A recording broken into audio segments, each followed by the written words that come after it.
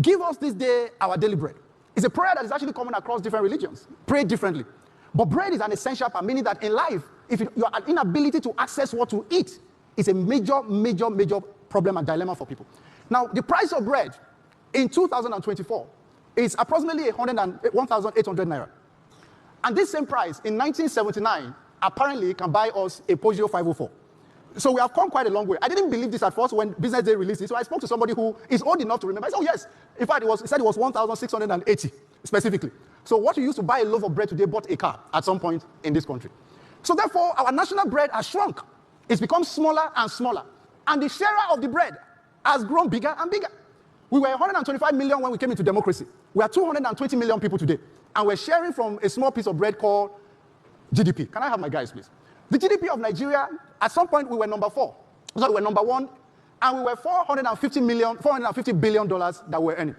It was being shared by almost 200 million people. Now we are down to 250-something million in terms of what we're getting. Is it enough? And we are growing in population. So therefore, ladies and gentlemen, I have come to show us our national bread. Because you see, economists can fly over people's head many times. We can sit in this place and I can throw data at you. And you'll leave wondering, what have they just described to us? So this is our bread.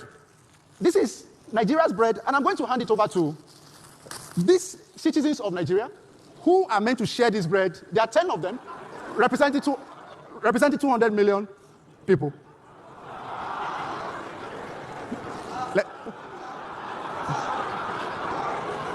All right, share, let's pass it on.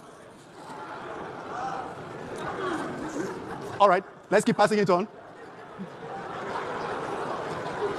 Well, ladies and gentlemen, I think you get the point.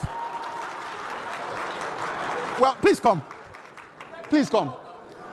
Every single time I have done this social experiment, I have always wondered how this guy a different guy, but he always ends up with this piece of bread, and how this guy got this piece of bread. This is what 95% of Nigerians, some of whom represented in this room, this is what you get. Do you agree with me? This is what the 1% of the 1%, this is what they get. What 7 of them didn't know was that prior to this, these 3 people came to come and meet me. They had a conversation with me as I came into power, and they seized my government, called state capture. And I told them that as we're creating value, the value will be passed to you. Take as much as you want out of it. The rest, these people can share. Can you see the result? See what 3 of them have, see what 7 people have. That's why the national bread can never be enough. It cannot be enough because the bread itself is not enough to share.